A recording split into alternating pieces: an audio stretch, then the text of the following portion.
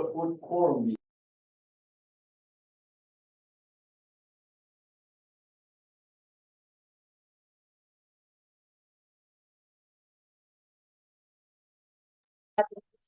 Economic Development Culture Committee.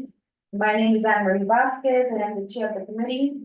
This meeting is called to order at 6:39 p.m. tonight. We are joined by Angel Muscane, who's the staff liaison to our committee. In order to conduct an efficient meeting, let's observe a few ground rules. Number one, no one may speak until granted the floor.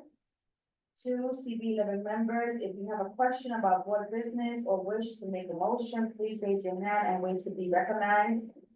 To raise your hand through Zoom, click the participants icon and you will find the raise hand function there. Members should not engage in a back and forth discussion. The chair will recognize the next person to speak. Please keep your questions and comments brief and on topic to discussion. Three, members of the public, if you have a question or comment about the subjects on the agenda, please raise your hand and wait to be recognized. Roll call. Will not take roll call. Committee members, when I call your name, please answer. Present. Mark Bogursky, It's excused. Brandon Gillespie, Christina Johnson.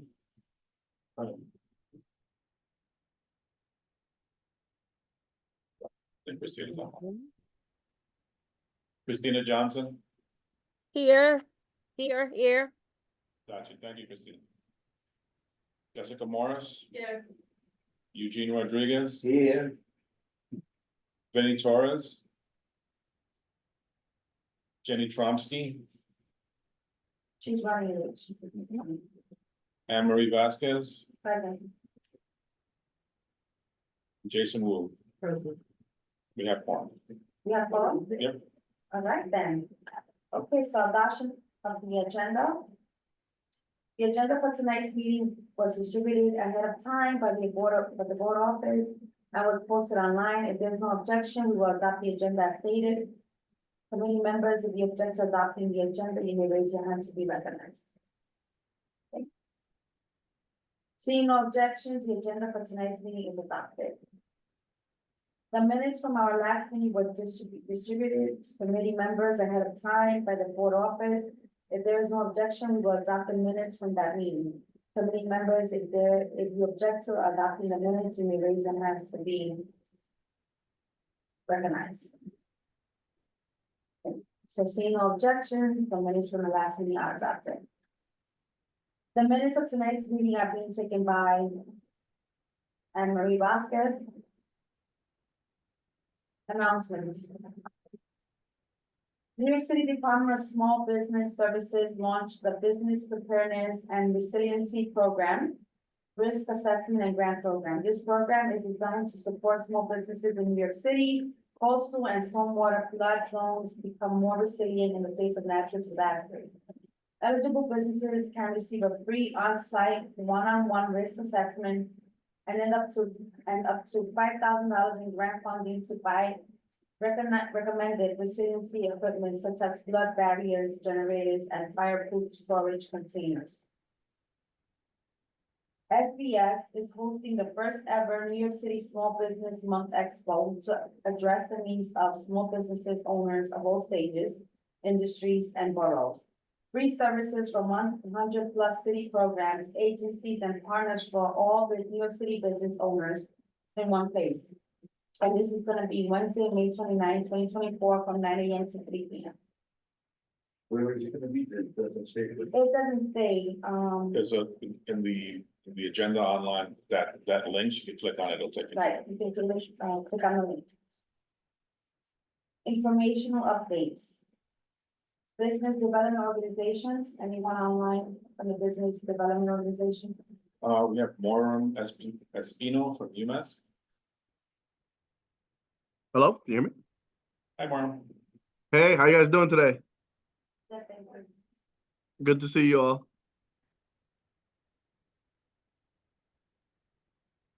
So in this section, Moram, we have our local organizations give an update on their recent work and any projects and or events that they would like to promote during the meeting. So if you'd like to share now, this is your opportunity.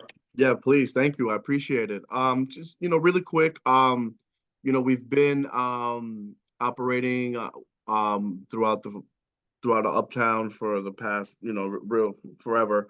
We've been working on microloan program, which I'm proud to say that this community board has had the most recipients of our microloan program. So for those of you who don't know, it's our hybrid microloan program. It's basically, it was designed to keep the pandemic in mind to help small businesses. You can receive up to 50,000 in funds for 3% for a 4-year term. And the perk about the program is that after your 3rd year, after qualifying payments, you can get 25% of the loan forgiven on the back end. That's been a real highlight. We still have some funds left, so if you have any businesses that may be interested, please send them that way. I would love to chat with them. We just finished tax season as well, and we want to urge the small businesses to take advantage of the empowerment zone tax credits.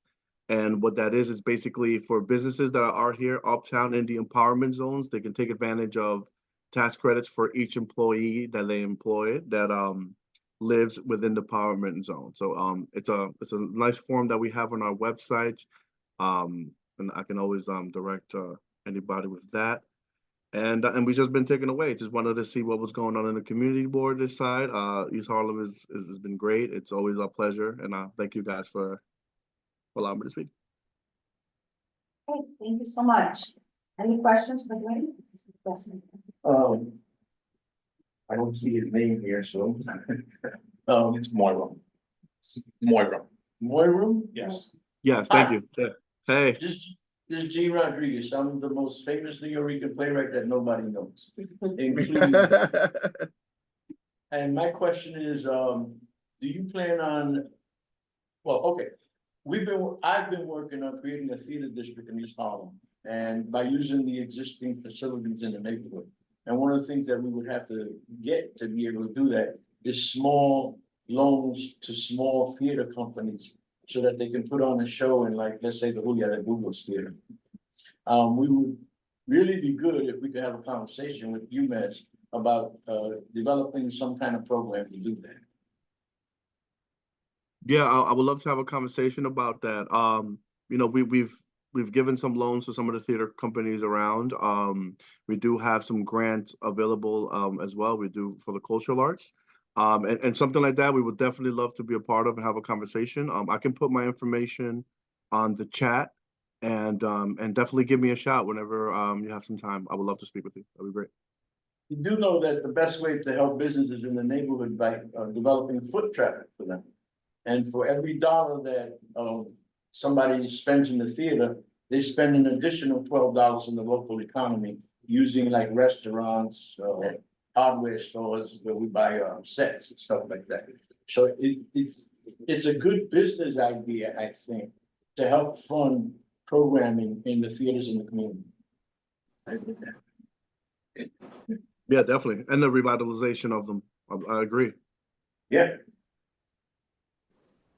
We have a question in the chat. Marina Ortiz, did you have a question for Maura? Yes, can you hear me? Yes. Okay, I never know okay. So it's just a really a comment, actually. It would be helpful when you address the community board and hence the public, since everything's on Zoom now.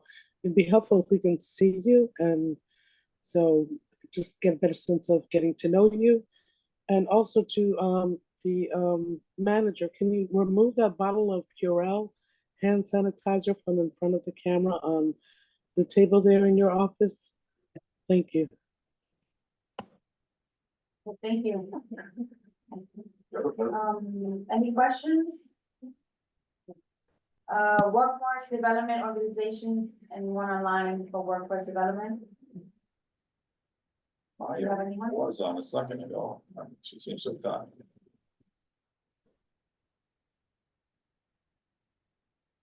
I don't see anyone else. My opinion was on, but it should be gone now. Okay, so the next one will be arts and Yeah, here we go. Sorry about that. Who's on? It's tomorrow. Huh? It's tomorrow. Okay. Next will be arts and culture organizations, anyone online for arts and culture? Oh, my God. Can I say something? Yeah, Madam Chair. I have an open question for all the arts organization in East Harlem. The Puerto Rican Day Parade is coming up in early June. All the Puerto Ricans in the world will be in New York City with money in their pocket, which they wish to spend. My question is, what are you gonna do to try to capture some of that money from the folks visiting New York? A small investigation into how much money San Juan makes on the Puerto Rican, or the festival they have down there for Somos Uno, will tell you how much money we're neglecting to make in East Harlem. For the record. Hi, Marina, you have a question? Yes, there's two questions. One is, the agenda, I was under the impression that the, replacement for the Marion Sims statue was going to be discussed. If, maybe I'm mistaken, I thought that was tonight. And number two, I wanted to point out that the People's Church for Spanish United Methodist Church on 111th Street and Lexington Avenue is hosting an artist from Puerto Rico, Raul Moris. He's a mask maker, and in Puerto Rico we call them vejigantes. Masks that have an African from an African tradition, and we're conducting workshops for the next 3 weeks. And the public is invited Tuesdays and Thursdays. It's free, and depending on what kind of mask you make, there may be an opportunity to march with him and us, People's Church, in the Puerto Rican Day Parade.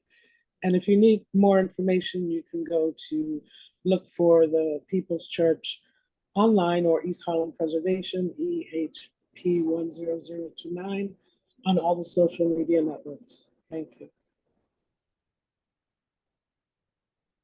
Thank you, Marina. The Victory Beyond Sims is later on in the agenda.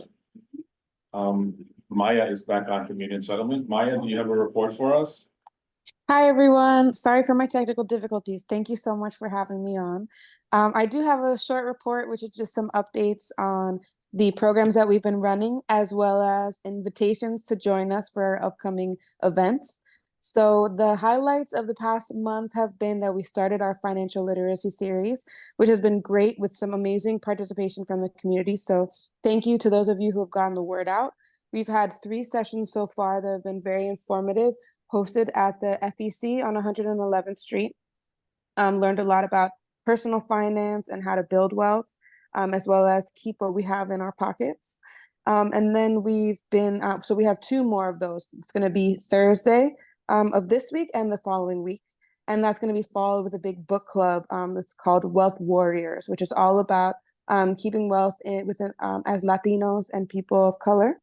And so it's going to be very inspiring, and we invite all of you to come out for any of those sessions or share the word. Again, we'll get you the flyers. I definitely want to make sure I highlight the East Harlem Nights, which is our fun event and starting up this week. So on Friday, we are going to be out at Union Settlement Garden on 104th Street, celebrating the beautiful culture of our neighborhood. And please, I invite you to join us, share the word. That's going to begin at 6 p.m. and go until 9. And we have fabulous DJs. We have vendors from our small businesses in the neighborhood. And it's going to be a great time. So if you know, and if you don't, please come join us. And I also wanted to share, we were talking about theaters, and it's great to see Eugene here. Hi, Eugene. Where we're going to be starting up our feasibility study. So trying to get in the room with all of you to be hearing from you about your vision for the theater community. So Eugene, we're definitely going to be getting in touch with you again, and working with an amazing consultant who's done great work in architecture and design in our neighborhood, to reimagine what some of these underutilized theaters can be looking like, can be used for, and how that can be used to stimulate the economy in East Harlem. So please do look out for emails from me to connect and meet with our consultant within these next few weeks. Thank you, Maya. But now that I'm ambulatory, I've recovered from my car accident, we can meet whenever. Just let me know Great. sometime in the afternoon if you like. Okay, I'm so glad to hear it. We will definitely do that. Moving along in our agenda, we are now at the presentation and discussion section. Do we have a small business spotlight? Do we have any small business online? Not this evening. Okay, so moving along, informational presentation, we have the 12th annual Uptown Shakespeare in the Park series, which is with Alexis Marnell, Classical Theater of Harlem. Are you on, Alexis? Yes, I am. Hi. Hi, great to see everybody. So, just wanted to let you know, so Moiram, hi, David, hi, I know I see you on my own, CB11, where do I work? CB12. So, just wanted to let you all know what was going on. We are presenting our 12th annual Uptown Shakespeare in the Park free series at Marcus Garvey Park from July 6th through the, am I lying, through the 28th? I have to double check my records. This year we are presenting A Midsummer Night's Dream, and it is infused with music and dance, and it is based during the Harlem Renaissance. Shows will be Tuesday through Sundays, with community activations Thursdays through Sundays throughout the run. The show started at 8:30. Thursdays through Sundays, we have pre-shows at 7:30, the most popular being Jazzmobile on Fridays. But more than that, and I thought by now I would have contracts in place so I could tell you the stars that are gonna be in it, but I can't yet. Can't wait until Actors Equity, dots the i's and crosses the t's. Once again, for the third year, we are partnering with Uptown Grand Central to do a vendor pop-up Thursdays through Sundays. And there is no charge to any of the vendors for tents, tables, or chairs. They usually, set up by 6 or so, and many stay till people are leaving. So they're selling before the show, during the show, and after the show. And this year, I'm very happy to say we're partnering also with Puerto Rican Health Center. We'll have more details on that soon, on which activations we'll be doing with them. But we're also working with the Children's Health Fund. They'll be there for 2 days during the run. And Harlem Grown will also be there. They're going to do some screening, blood pressure screening, but most of all, they're going to be bringing their teaching kitchen there to do some information on nutrition, etc. Dates to be announced. Today, I had a wonderful meeting with, I'm sure many of you know him, Elvin Adamus from Popular Bank. So he's going to be doing some financial literacy information centers there.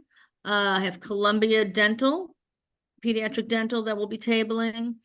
And New York Life is going to table one day. We are going to be adding more people and more activities. We're going to work with Art in the Park and Harlem Needle Arts to also do myth-busting art activities to destigmatize getting mental health services in communities of color. And so they'll be doing art workshops on that. Any questions? You did mean 8:30 in the evening, yes? Yes. Some people get up early, 7:30 is done.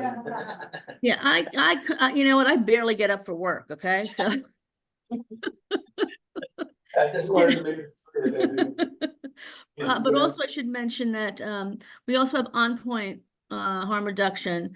They're going to be there on site with us Saturdays and Sundays from 6:30 to 10:30. And then what they also do is they come with me when we load in at the end of June, And we make sure that, anybody who's living around the stage, gets offered a place, gets services, things to eat, etc. So because we're very sensitive about people feeling displaced. I just feel like as a theater company coming and occupying Marcus Garvey Park, that we have to, do right by our community. As I explained to someone the other day,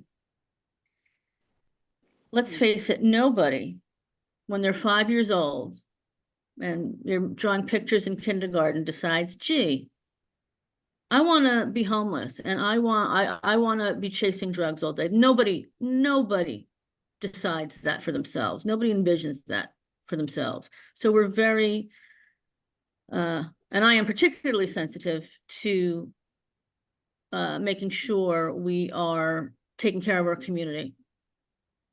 Well, in that vein, to take care of the community, as I said, I happen to be the most successful New York playwright that nobody knows. I happen to have a Shakespeare play. It's called the San Juan Shakespeare Company. And you should do it for your 13th production. Anyway, thank you very much for your reference. Thank you. I do see somebody has a question for me. Christina Johnson and then Marina Ortiz. Yes, I'm sorry. I just I didn't catch the dates for the Shakespeare in the Park. Yes, July 6th through the 28th. All right, thank you so much. You're welcome.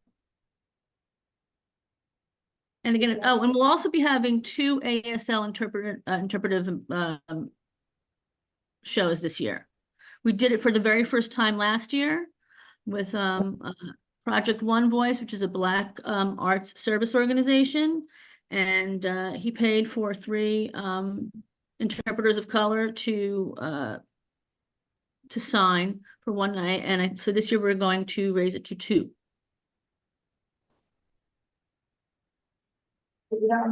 Hannah? Marina? Marina? Yes, I was just waiting for you to say go. I apologize for not having my picture up, but I don't know, this version of Zoom that you're using didn't give me the option to go into the background, or maybe I don't know how to do it, but I usually have my face or a photo, so I apologize. My question is for the presenter. You mentioned that there are slots and tables available for vendors. I do photograph East Harlem murals and other cultural landmarks in East Harlem. I would very much like to take advantage of that opportunity. If you could give me specific contact information so I can write to apply. And also mention, thank you, Union Settlement, East Harlem Nights. This Friday, look also for East Harlem Preservation's photos. We're gonna have a table there. Again, photos of East Harlem murals. But if you can give me an email for the vending part of it.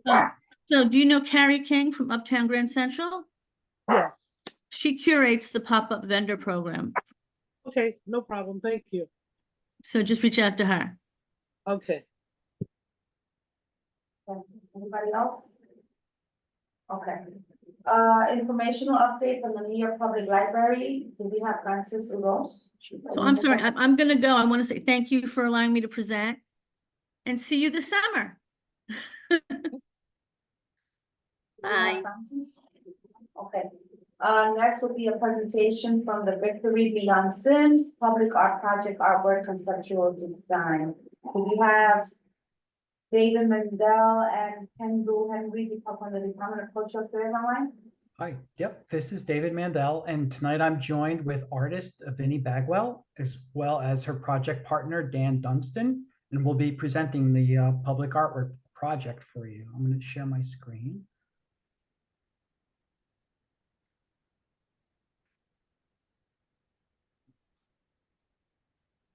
Okay, great. Are you able to see my screen? Give me 1 second. Okay, yes. Okay, great. So hello again, and thank you very much, Angel, and good evening, committee members. And my name is David Mandel from the Department of Cultural Affairs. here tonight to present an update on the Beyond Sims public art project. And here with artist Vinnie Bagwell. We're actually in the process of sharing community updates throughout this month. So I'm going to present very quickly a background on the Percent for Art program and the commissioning process. And then I'm going to turn it over to Vinnie to share with you her conceptual design for the project. And then we'll have some time for some feedback. So when we're talking about public art, we're talking about, we define it as the successful intersection of the public space, the community where the project is located, and the artist and their artistic practice. The Percent for Art program was established by law in 1982. It says that 1% of capital funds appropriated for newly constructed city-owned buildings or reconstructed are allocated for works of art. And here on this slide, you see the image of the dedication of the first Percent for Art project in 1985, located at East Harlem Art Park. And then you see a more recent picture. And this is to show you, these are site-specific, permanent artworks that are meant to be durable, enduring in the public realm for many years. We have over 350 Percent for Art projects since 1985. We have over 100 projects in progress. And throughout the 5 boroughs, we are in spaces all over the city, ranging from courthouses to parks, cultural institutions, police precincts, fire stations, libraries, schools, etc. And these represent a diversity of artists and artistic styles and practices, materials and artistic forms. So tonight we're here to give an update on the Beyond Sims project. And just for the context, as you probably are very familiar, this is a statue that is replacing the statue of Dr. James Marion Sims that was located at 5th and 103rd Street from 1934 until 2018. Dr. Sims has been referred to as the father of modern gynecology, but there's been much, subject of much discussion, kind of condemning his process as it was on the at the expense of enslaved Black women that many of his medical advances took place. In January of 2018, after years of criticism and thinking of this legacy, a mayoral commission on art, monuments, and markers recommended to remove, relocate, and replace this statue. And the Percent for Art program is overseeing this replacement phase of the project. So this process was convened by Percent for Art program, and we convened a panel consisting of a wide variety of stakeholders, ranging from agency representatives, but also art experts who are knowledgeable about public art, the project, the community, and of course, community stakeholders. 2 public panel meetings were held back in 2019. At the first meeting, the works of 53 artists were looked at, and then a short list of 4 artists was selected to create site-specific proposals. And then from this process, artist Vinnie Bagwell was ultimately selected. So this project has been going through Vinnie's proposal, is going through what we call the design development phase. So from that proposal, she's been taking feedback from the various agencies and developing her idea, and it's evolving. And we are at the phase now where we're coming back to the community to present an update. This project will go as a next step to the Landmarks Preservation Commission because it's adjacent to Central Park, which is a landmarked site. Then it will go to the Public Design Commission for their review. And this is all for the conceptual design. Nothing's been built or fabricated yet. So following those 2 reviews and that feedback, the design will then be further refined in terms of materials, engineering, other factors, and then it will go back to the Public Design Commission for what we call preliminary review, which will then be approval for fabrication and installation. So these are all the different steps that are along the way as we are in progress. As I mentioned, this month we're going to all the community boards that surround Central Park. We're especially glad to give you this update as this project is cited in CB11. So we're glad to be here. And we'll keep you updated, of course. These are the landmarks and design commission. These are public hearings, and I'll keep Angel updated the specific dates when those are coming up, so people can tune into those, provide feedback or testimony there, and follow along. And also, of course, keep you updated. So now, one last thing is, as an action item, we are asking of the community board if you would pass a resolution or approve a letter of support for the project as you see fit. And that way it'll be included in our materials as we go to landmarks as well as Public Design Commission. So now on to the best part, where I'm going to turn it over to Vinny, who's going to walk us through her design.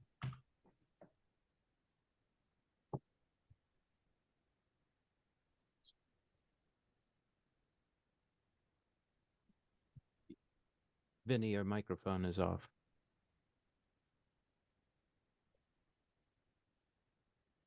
Hi, good evening. I just wanted to say thank you to the members of Community Board 11. I want to thank all the individuals who supported this project, and particularly those individuals who followed up and checked in. Just thank you so much for caring.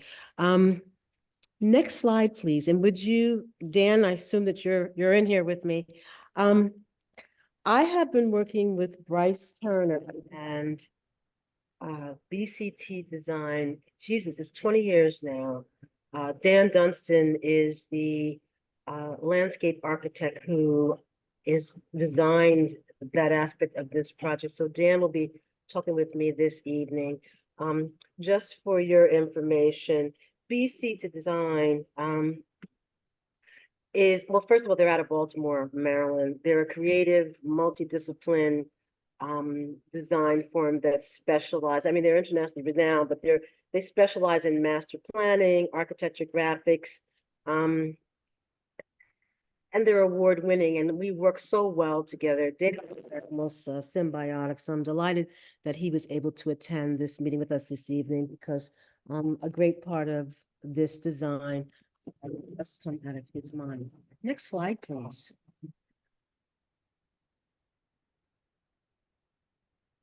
So hi, I'm Vinnie Bagwell, and I have been creating public art since 1994. I'm one of the very few African Americans in the public art arena. I am a who's who in America for sculpture, and this particular sculpture is so important because it's very much part of my mission to humanize and to represent marginalized people. This story is an important story for, of course, African Americans, but particularly for women. And I'm just so excited to be working on it. Would you please go to the next? Oh, wait, before you go. Hi, that's back up. I'm sorry. Okay, so Ella Fitzgerald, which is in Yonkers, First Lady of Jazz, Ella Fitzgerald, is my first public art project. It is the first public artwork of a contemporary African-American woman to be commissioned by a municipality in the United States. Amazingly, the Commissioner for Cultural Affairs for New York City told me that when I was working on that sculpture, and I was stunned because I was just trying to do a good thing for my neighborhood.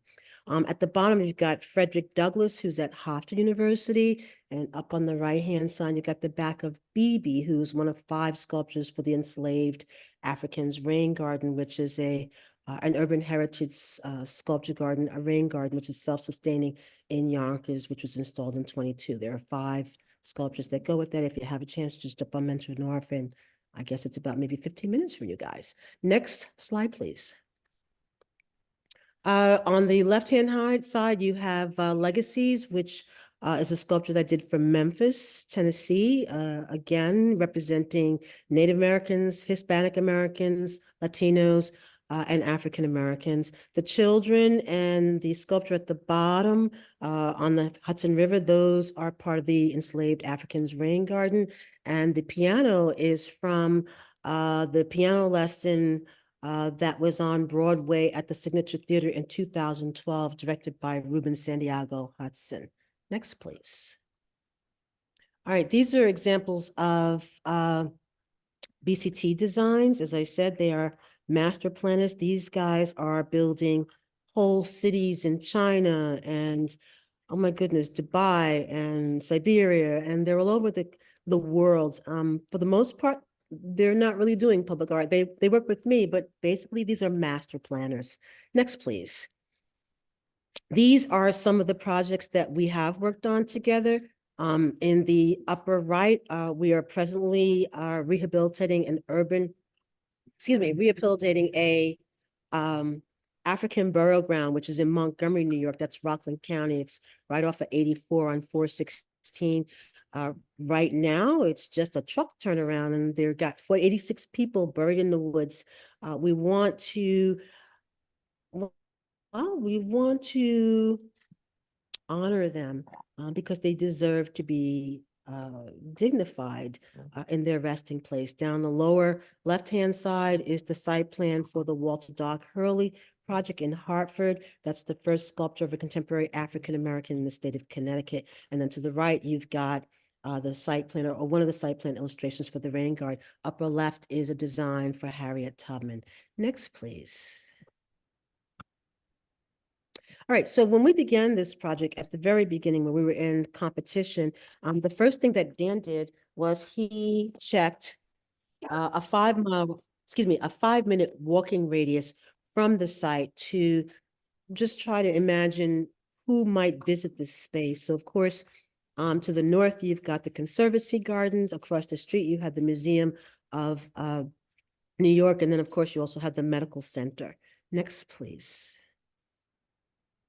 So when we were coming up with this, sometimes when I am starting public art projects, I have no idea. I mean, I'm talking about at the very nexus of conception. And so in this instance, the first thing that I actually did for this project was name it.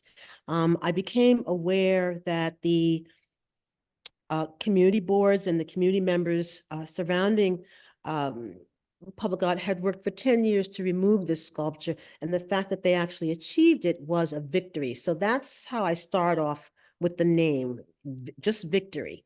And because I write for a living, oftentimes I like to Google to make sure that the word is the exact word that I want to use. Because I weigh and measure words. And so when I looked up victory, one of the things that struck me, it says that victory is always portrayed as an angel in art. And because there was an art museum across the street, and because I'm making artwork, it made sense to me. So then I began to look at, again, the components, because a lot of what I do is try to tell stories through symbols and things like that. So the fact that the Conservancy Garden is up the street and the Vanderbilt Gate, when we remove the plinth for the J. Marion Sims sculpture, there's going to be a hole. So I said, oh, I really love that gate. Maybe we can do something that complements that. We wanted to create an artwork that looks like it's always been there. If there weren't racism and slavery and all these other kind of things, it might have originally been there. So also looking at the Hippocratic Oath, because doctors take this oath when they become doctors, and there actually is a clause in it that says you're not supposed to do any harm to women and children. And then, of course, you've got the Ark of Asclepius and all these other things that kind of contribute to my concept. Next slide, please. So this is Victory. Victory is, she is a reminder, first of all, of the sacrifice that 12 women made. Oftentimes, particularly lately, since we've been talking about this story, people talk about, the 3 that are named, and they don't talk about the fact that there are 9 other women. The fact that they are anonymous doesn't matter. They still, in my opinion, need to be represented. So on the sculpture, the goal was to be able to have 12 women on the front. And if you walk around the back, there's 12 women back there. And again, the idea was to show the relationship of women, that women oftentimes bond together, particularly in the struggle, and they support each other, and we rely upon each other. So you have, of course, the sisterhood, then of course you've got the matriarchs and the grandmothers and the aunts and the cousins and whatnot. And so this is just kind of showing, again, that these women participated and experienced the same thing for the same reason. The victory figure is holding a staff, and again, you've got the Ark of Asclepius, you've got the wreath, which represents eternal life. Originally, originally I wanted a real flame coming out of her hand. That wasn't really practical, so we decided to make it sculptural, and I chose to leave the patina gold again to represent the light of knowledge. On her back, if you go to the next slide, there is a slave ship between the wings, which, shows how women were packed on the ships like spoons, just, completely dehumanized, not because of the color of her skin, but because of greed. And so, this is an illustration of what was done, and it's also an education of what not to do again. We're not trying to revisit this. And so this is the surround visit, if you turn around, this is what you see on each side. Next slide, please. So this is our presentation. One of the things, if you were privy to the original design, the gate was taller. And well, frankly, a 19-foot gate is really, really big. So we decided to lower it. Again, we want to keep it within a certain scale. The idea is that it belongs there. Dan, do you want to talk about the gate? Because Dan actually designed the gate for me. I kind of told him what I wanted, but this was, his design, and I love it. It's very me. But Dan, talk about the gate a little bit, please. Sure, thanks, Benny. The gate, the main part of what we're trying to do is set the tone for this area so that you are in the right mind state when you come and look and see all of the art that Vinny is showing you, and you're absorbing the story told by what's on this lady's skirt and her dress. We want to focus on the sculpture without taking attention away from that. And it also allows you to get a nice view of Central Park through the wall. Thank you. Next, please. So also too, the big focus for this is that, this artwork serves as an educator. It is supposed to enlighten people. It doesn't matter if you are Black. It doesn't matter if you're a New Yorker. It doesn't matter if you're from the United States. If you're a human being, you're supposed to understand the story just by experiencing this space. So we originally wanted to have a footprint that went to the sidewalk, but again, because Central Park and that whole area is landmarked, we were given this amount of space, and this is fine. And so, Dan, do you want to talk anything about the sunbeams? Yeah, the sunbeams is to coincide with the rays of light coming from Victory's hand. It's the light of knowledge gained by the sacrifice of these women that permeate throughout the world. And also, too, again, go to the next slide, please. 1 second. There you go. There it is. We chose the colors on purpose too. We wanted colors that, of course, complement the cobblestones and the wall. But we also wanted to remind people that this is about women. So I happen to love rainbow granite. It's pink, and it has, variegations of gray and black, and it's really a gorgeous stone. My Ella Fitzgerald is standing on a rainbow granite sculpture. And again, using a Masabi and of course a darker stone to show the contrast so that you can understand the graphic. The Victory name is in brass, and it's inlaid inside the stone. Next, oh wait, stop, wait. Okay, so this is also scale. So the pedestal is 18 inches high. We wanted people, if they wanted to be able to sit on the ends of it. It's not an invitation, but you may sit on it. And again, I don't mind if people get up on it, and I want people to touch and engage the artwork. That's actually part of my practice. My pedestals are usually always low enough for people to stand on them and to engage the artwork, because it's important to me that people actually look at it. You know, I don't want people to walk by and say, that's nice. I want them to engage. I want them to learn about the story. And again, she is a 9-foot figure with wings. We're imagining that she might end up being somewhere between 13 and 14 feet tall. And then, of course, if you add the other 18 inches, then, you know, you're talking about 16 feet tall, something like that. Next, please. So this is the gate again. We, of course, addressed some concerns about the gate. Dan, you might want to talk about it a little bit. Yeah, we want it to look like it just fits in with the fabric of Central Park, and it's kind of it rhymes with the gate that's a couple blocks down, but we're using different filigree. We have a different shape. We're using traditional ornamentation, and the pickets are spaced such that you will not be able to put a foothold between them all the way up to 4 feet tall. It'll be a lot easier to climb the wall than to climb up that gate, which was a concern that we have while creating this design. Yes, thank you. Next. That's it. I'll take your questions.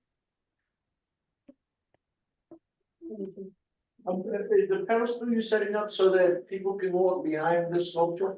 Yes, can you go back a couple of slides, please? Are you able to share and go back a minute? I just want to show you. Go back. That's a great question, by the way. Yeah, no, it's important because you want people to be able to look at it. Go back. Okay, right there. Okay, so do you see, you've got the little gray circle in the middle, and then you've got the pink around it. That is the pedestal. That pink behind it with the rays, that's the space. What is that, Dan? 4 feet, 5 Yeah, feet? What's that? I think about 4.5 feet. So there's plenty of room to go back and not feel like you're cramped. Yes, and again, when we originally requested the space for this artwork, I knew that it was going to need to be able to walk around because that's what I want people to be able to do. There's always something to see on my artwork. It's not just about the front. The surprise is usually on the sides, the back. So again, it's not enough just to have people walk by and say, that's nice. My goal is to not just snatch the eye, but to hold the eye and to see how long can I make you look. So on this particular piece, there's a lot to see. So we want people to be able to walk around it. Thank you for that question. Next. Anyone else? Any other questions? Yeah, I've got another question. So just to thank you very much for, and I know it's part of the process to sort of bring this forward at design development.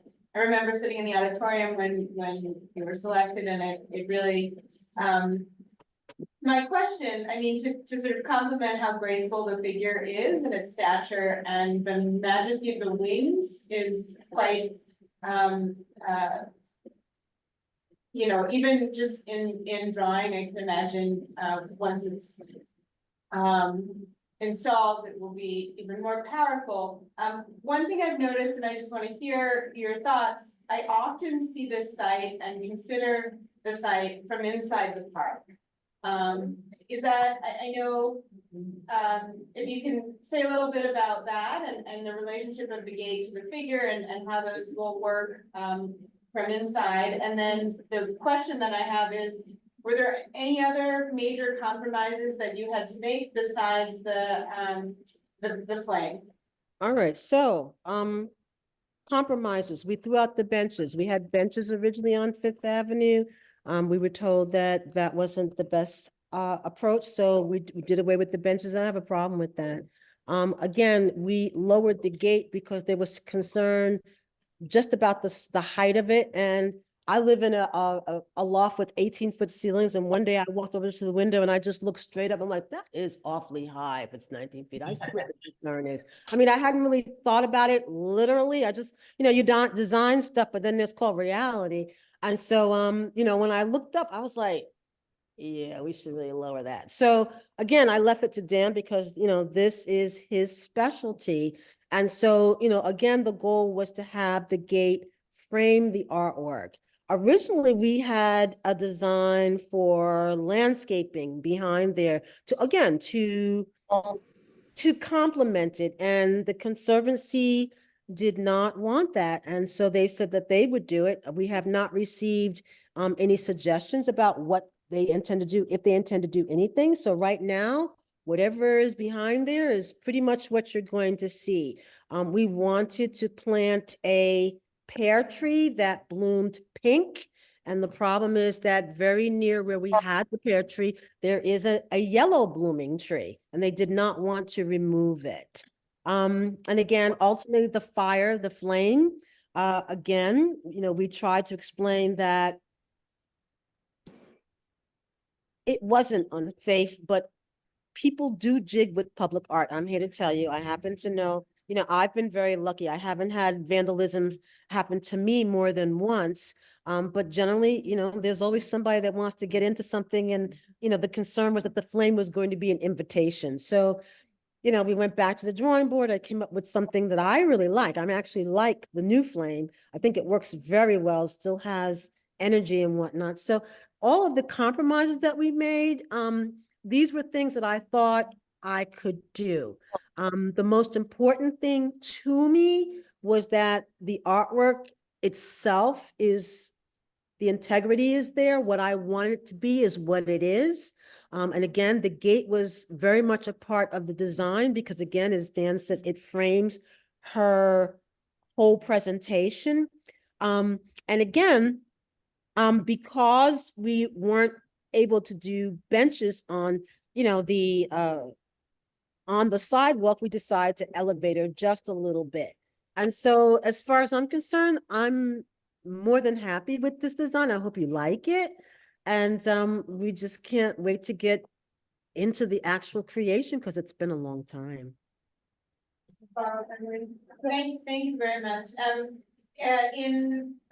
we've been asked for a letter of support tonight. That's our opportunity to exercise our voice in support of this process. And if mentioning that the plantings behind the gate are something that really need consideration and coordination, and perhaps that's something that we can advocate for in offering support for your design. I think it's a sticky part of a process. If it's not been resolved, I think it's very important in how it's framed and understood from the front, from the back, and through all the seasons. So let us know. We tried to yield, honestly, we tried to yield in ways that didn't really, I mean, I want to work. I'm an artist. I'm self-employed. This is what I do. This is my job. I want to work.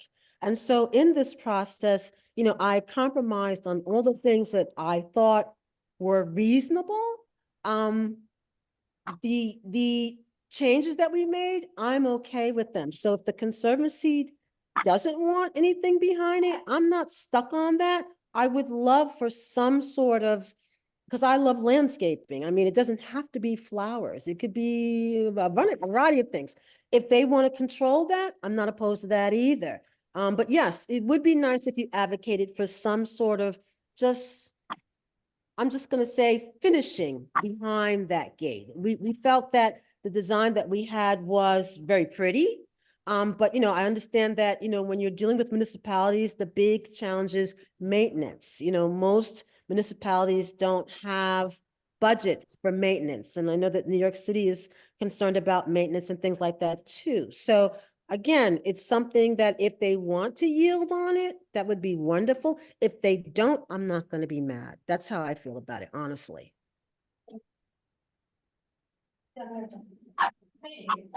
So I think it's really beautiful and special, and thank you so much. Kind of like no notes. It's really exciting, and I appreciate the thoughtfulness that went into it. Quick follow, do you have a metal worker who's doing the gate quite yet? Dan, who did you select? Dan, again, because this is Dan's forte, Dan, who did you select, or can you tell us how you selected, whom you selected, if you don't remember who it is? Yeah, they are the oldest running metal fabricators in the United States, and they happen to be a couple blocks away from my office here in Baltimore. So they know how to do this type of work, this old style filigree. This is what they do, and they have catalogs and catalogs of the ornamentation that I want them to put into it. Some of it is handmade, and some of it you just get the ornaments that are prefabricated and you weld them into place, especially on the picket work. But they know what they're doing, and that's why I selected them. I believe they're called Krug and Sons. And I would be more than happy to share any information that you need on the welders themselves. Now, we may need some local help, like they will fabricate it in Baltimore, but then to erect it and actually put it on site, we may need the local folks to actually put that up. Yes, and if you've ever been to Baltimore, Baltimore is littered with some of the most amazing. I mean, I have a whole CD. I don't even know how I would even access it, but I remember when I lived in Maryland, I used to work in Baltimore. I made it an effort. I toured Baltimore just to photograph wrought iron because they have some of the most spectacular gates in Baltimore. They really, really do. This is before I even knew I was doing this project. You know, I just love wrought iron, you know, and it's one of the reasons why I wanted to put this kind of gate there, because it gave me an opportunity to actually create something magnificent, because I've seen some really amazing things in Maryland. I really have. Thank you, Dan. I couldn't agree more about Maryland and wrought iron.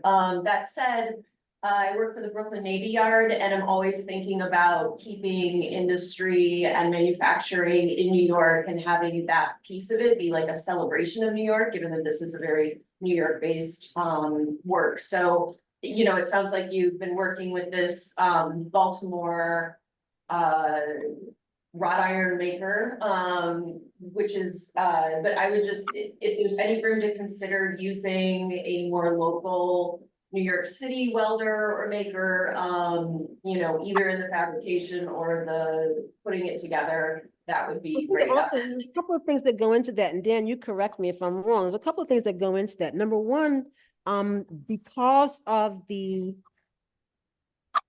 challenges we had for the gate, the original gate, we thought it was really important to use the best person to make the gate. I know how New York and New York State is about working at home, working with women. I get that part. But for us, we wanted to make sure that we picked the right team. You know, because for instance, the sculptures being made in New York, I mean, there's a lot of stuff that's being made in New York, but we didn't want to be biased and compromise. And part of the challenge is New York prices are higher. They are. So, Dan, is there anything else you want to say about that? No, I'm very comfortable with Krug and Son because when it comes to the craftsmanship of this particular style of gate, these guys nail it. I've worked with them in the past. In fact, you can see some of their work in the example images that we presented to you. So they know. At the same time, you know, if you guys put your foot down and you want it to be in New York, as long as the experience is there and the level of craftsmanship is there, we don't want to just hire somebody that's going to wing it and try and figure it out as they go along. Not, you know, we have a budget to maintain too, and Yeah. mind you, it's 4.5, it's about to be 5 years later than it was when I won this thing. And I'm sorry, with pandemic and whatnot, everything has escalated. We can't afford to work in New York for the gate. This is part of the problem. I mean, unless you want to add a contingency for that, that's a conversation. But I'm just simply saying that the challenge was increase of cost over 5 years. It's been a long time.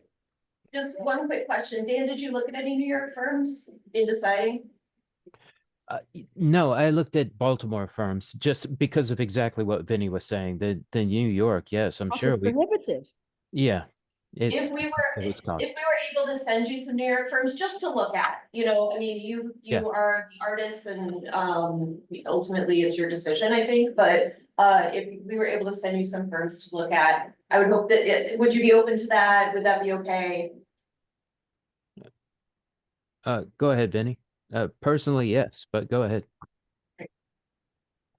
If you insisted, I mean, we're comfortable, but if you insist, just as in you want a comparison, just so that you have a comparison, certainly we can do that. But I got to be honest with you, you know, when I'm working with a team, I need to be comfortable. I am not a specialist in wrought iron. Dan is. I go with what Dan tells me to do. I mean, when I assign someone to do an aspect of a design that I don't do, and by the way, I'm a sculptor. I make the sculpture itself. I am not a mold maker. I am not a wax caster. I am not a bronze maker. I am not a raw iron person. I am not a landscaper. I am not a cement. I don't do any of that. I pick the best people that I can afford, that can do the job well. And then I sleep at night. And if I can sleep at night, you can sleep at night. And those are goals. I'd love to send you some names of firms here, if nothing else, than to familiarize yourself with like the work that's being done here. There is Always something good to know. Yeah. Yeah, there's something very nice about sort of like by New York, of New York, for New York, I think, but like, yeah, I'll just send you it just as information, I think might be helpful to you, either for this or future projects. That's fine. No, we'll look at it. It's not a problem. I'm just simply saying to you that, you know, again, the challenge for this particular project is that we barely have a contingency anymore. Right. That's the Understood. problem. Yeah, Thank I you. hear that. Mhm. Thank you so much. 15, and then we have two, hands up online. Hey, First of all, I'd like to say I love this project. It's really It's delicious. beautiful. The only problem I have is that when I take my granddaughter there, I'll be able to explain all the stuff that we have in sculpture. But if her mother took her, she wouldn't be able to explain that. So I would ask you for some kind of narrative explaining what the structure means. We did suggest that. I'm sorry, that's in my proposal. We did suggest that. Who But said no? didn't come to consensus about it. Who said no? No, it's not that they said no. We just didn't come to consensus about it. Like, for instance, Dan, do you remember? We originally designed it to go near the sidewalk. Mhm. And then they suggested that maybe it shouldn't go near the sidewalk, but I don't remember us coming to consensus about where it's going to go. There will be signage. The question is, Right. where's it gonna go? Yeah, so there will be something there. So, but that's still in the process of, and it'll be designed. I think the Parks and Recreation will have a hand in that, but there will be more explanation when you walk up to the sculpture. Yes, I'm sorry. I meant to say that, but that was left out of this particular visual, so I didn't even think about that. Thanks for bringing that up, sir. that was actually one of the questions. Oh, okay, I'm sorry. Online, who's hands up? Oh, Christina Johnson and then Marina Ortiz. Christina. Good evening. Thank you, guys. I'm not gonna keep this long, and you pretty much answered questions that I had, Ms. Bagwell. I just wanted to say that this is a magnificent piece of artwork, and I'm so looking forward to seeing it up in our neighborhood. Do you have any idea, what the timeline is for this to actually be placed? It depends on when we start. It's definitely a 2-year project. Okay. You know, again, part of the challenge now is pandemic. I mean, it's amazing. Every time I turn around, I'm learning how pandemic is affecting us. You know, for instance, there is a major shortage of plaster on East Coast. And when you hear that, you might be like, yeah, it's okay, I don't really need any plaster. But when I first heard it, I didn't think of it. And then I realized, oh, wait, we need plaster for mold making. We need plaster for what? And so the foundries are now, sharing and co-oping and things like that. So there's a lot of shipping is a problem.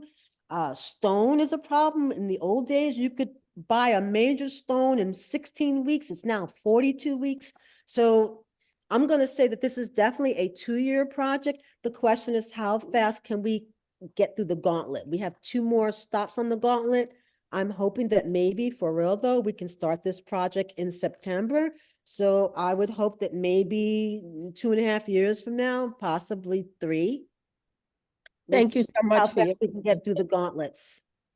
I look forward to it. Thank you. Thank you so much for your advocacy. I appreciate you. Who's the next person?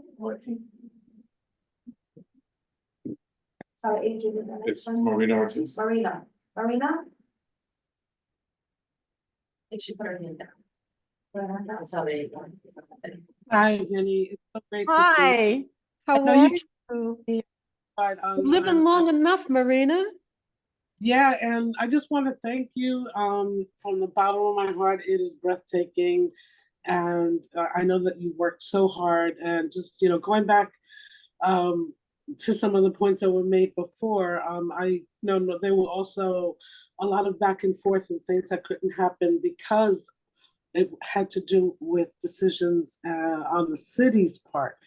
And, I just want to point out that Percent for Art has been all along very well aware of the team work and who's doing what. And so there was opportunity to make concessions if you wanted to be sure, if the city wanted to be sure that, all vendors came from New York, that sort of thing, then they could have put out, some more money, but, that's just my opinion. And wanted to also point out about we kept to the tree. And so we have the gate and it will look out into the park. But I know, I'm assuming they're gonna remove the storage bin that's there currently, where Parks Department has a big storage bin. It was right behind the statues, behind the platform. So I'm assuming they're gonna remove that. That's I would suggest that you not assume and ask, because there's been no discussion about that, so I don't know. And if you're concerned about that, I mean, I think it's ugly, but I didn't think it was a conversation, but if you think it's possible, I would love to see that be moved, frankly. Well, it'd have to be because I think it would have to be because of the gate and all that. So it would be blocking everything. My I don't point is that know. I'm sure we're gonna have it moved. Don't worry about that. I'll Okay. take care. Mhm. But other part of it is there is no walking trail in that immediate area along that fence from the inside. We So wanted to make look like my personal goal was to make it look like it was defunct. Like this sculpture was built 100 years ago, and now the gate doesn't function, but the gate is still there. It doesn't bother me that there's no path behind there. Again, it was just the whole idea that there was going to be a giant hole. It's a 12-foot wide hole in the wall, and there's no way to really match the wall. And so, of course, I mean, those were the first thoughts, like, gee, you can't match that wall. What kind of stone is that even? If we did, you can't match it.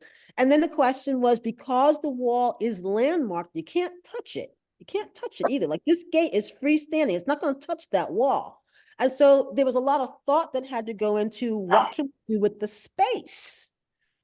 And so, again, I love wrought iron, and I love the Vanderbilt gate. And I was like, ooh, we could do something like that, but make it be feminine and make them look like they complement it. It's not mimicking, complement each other.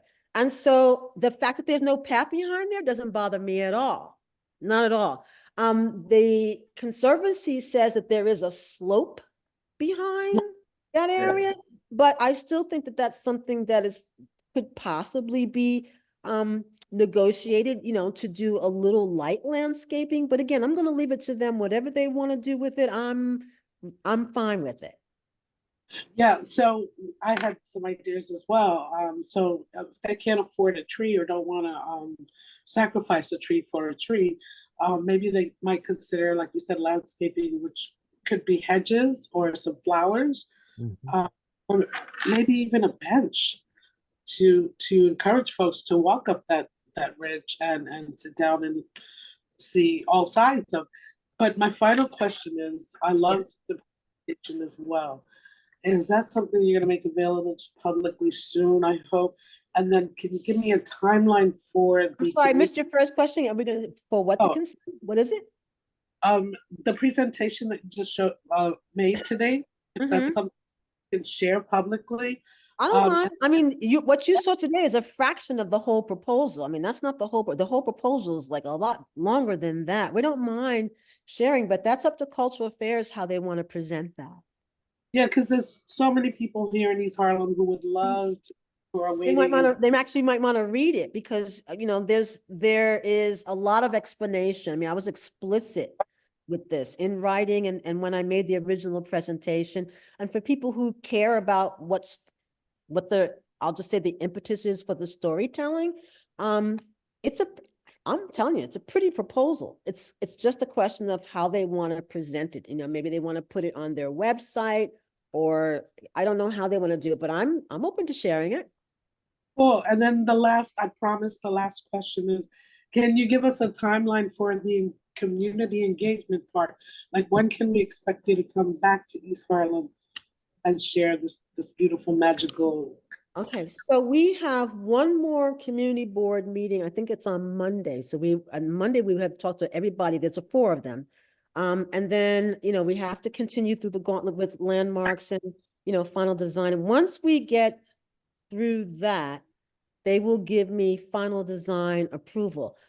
Civic engagement is the cornerstone to my practice. I mean, if you look for me on Instagram or Facebook, you know exactly what I'm doing because I give you the blow by blow. Here's the shell, here's the wax, here's the mold, so this project, unless they prohibit me from doing it, and I don't know why they would, I would say to people, look for me on social media. You can watch this thing become. That's probably how I'll do it. There's a budget for, again, if you go to YouTube, if you guys have never looked for me on YouTube, look for Vinnie Bagwell on YouTube. My YouTube is populated with videos about public art projects that I've worked on, and I definitely intend to do that with this one. If you invite me, I'll come. If you want to do Zoom meetings, we could do that. I mean, I'm all about civic engagement. The question is, what do you want to do?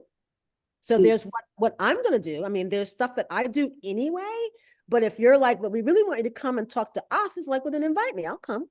Not a problem. And Dan is pretty available too. I mean, Dan has been to New York several times for this project, and usually Dan is accessible because we really want people to understand what we mean and why this is valuable and why they should care and the fact that we're making it for you. So yeah, Thank you. whatever you say, if you want us to come back to your community board meeting like this, we'll come like this. If you want to do something in person, we'll make plans. Wait, thank you so much. I will get back to you on all of that. Thank you. Thank Thank you you, so Ms. much for your Ortiz. care. Okay, thank you. We have one more question and then we got Um, to, but oh, no. I do. I'll make a motion to write a letter of support for the Victory Beyond Sin Public Art Project. Okay, give me a second. Jessica, question and then we'll do the motion. Just to follow up on Eugene's point about the additional information that will be a part of the installation, the pedestal will have victory, as it's written. Right. But then somewhere else, there will be a plaque or wall text. Who is responsible for approving that wall text? And, who writes that and who does that storytelling? All right, so my contract is with a third party, Armand Corporation, who is the so-called project manager for this. Armand, as I understand it, works directly with cultural affairs. So cultural affairs is kind of like I'll just say they're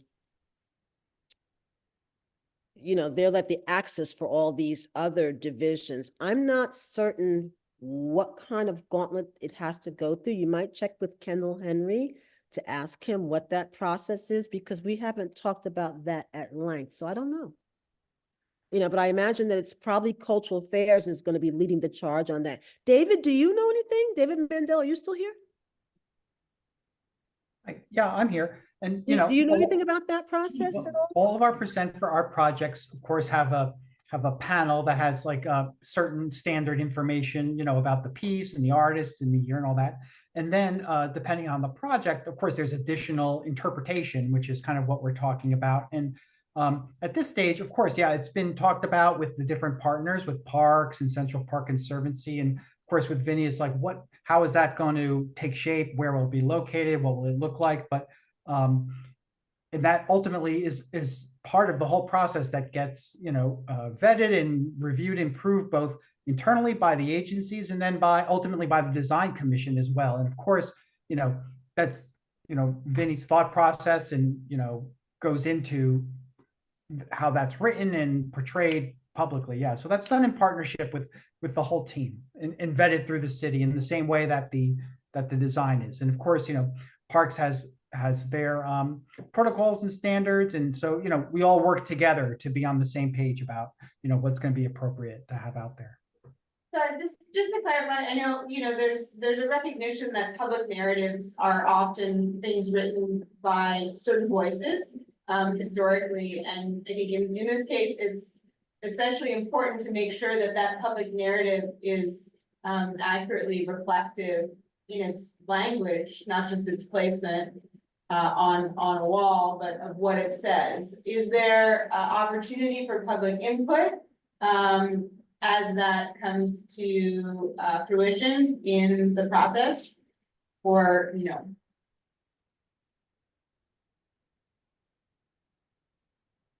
I'll take that concern back to the group for sure. thank you. Yeah. Okay, so Motion to recommend. David, before the committee entertains the motion, the letter, should the committee grant it, is to be sent to the Public Design Commission, is that correct? Actually, you're welcome to address a letter. You can address it to the Public Design Commission. You can address it to me, to my attention at Cultural Affairs. And, draft a letter on community board letterhead and send it to me. And, your feedback is welcome. And if you want to outline some of your feedback specifically, you can do that. However you'd like to present it. But it's as simple as you drafting a letter and you can email it to me, as an attachment. And do you know, when this will be going? Do you have a date certain when it'll be going before PDC? Before PDC, we have to go to the landmarks Okay, and before so, landmarks. so before landmarks, we have to go to all of the community boards that surround Central Park. And we're finishing that process next week. And so then we're looking to go to landmarks, later this spring or in the summer. So that, it's all coming up. Thank you. Yeah. And sorry, the timing for the PDC hearing Angel will be made aware, just be able to let us know. Absolutely, yeah. I'll keep the lines of communication open with Angel, and I'll always keep you posted on what's coming next. I will send you this presentation, Angel, so you can have it to share with the community board members. And PDC, prior to their meeting, they post all of the materials and presentations online as well. So I'll make sure you have the link when that's available to have that.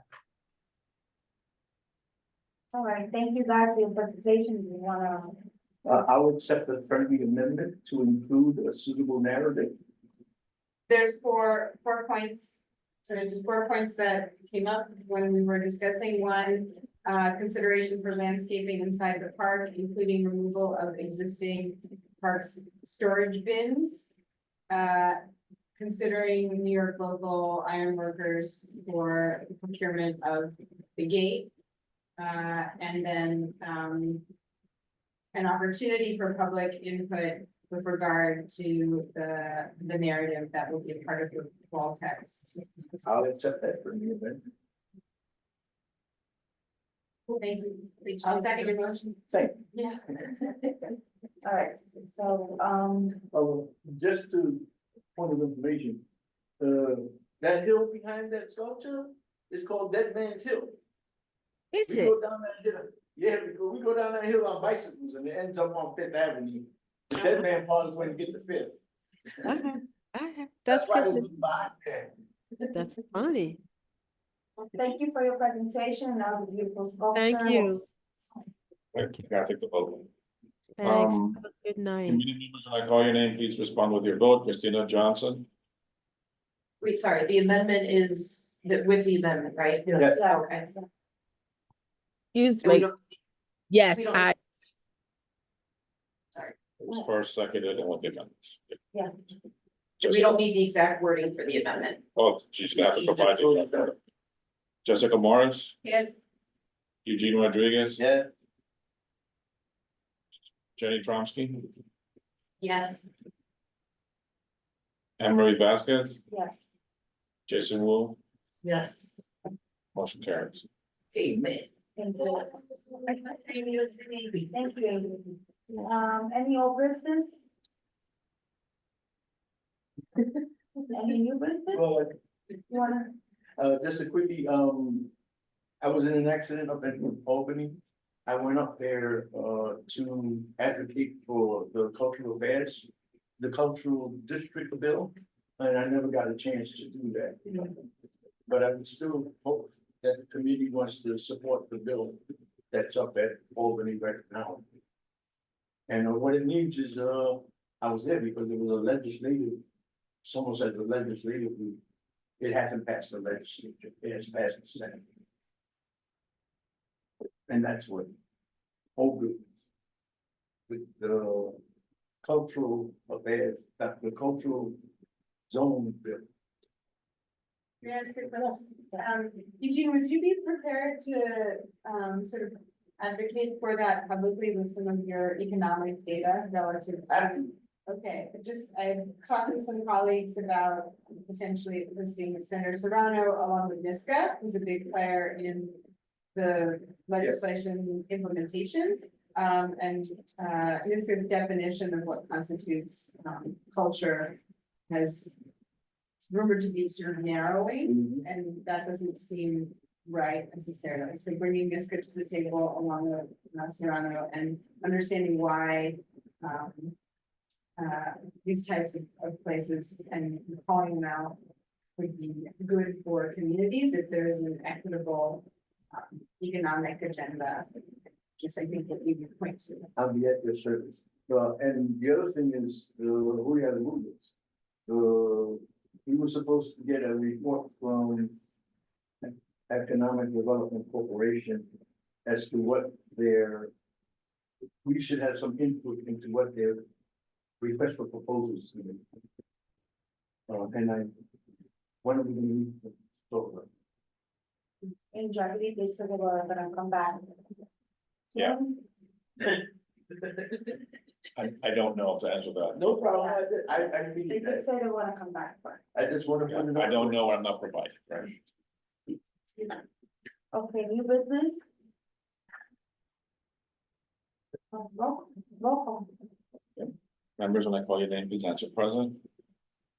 Christina Johnson, Present. Jessica Morris, Here. Eugene Rodriguez, Present. Jerry Tromsky, Present. Emery Vasquez, Present. and Jason Wolf. Present. Congratulations. Meeting is adjourned. Yay. Not last minute. Was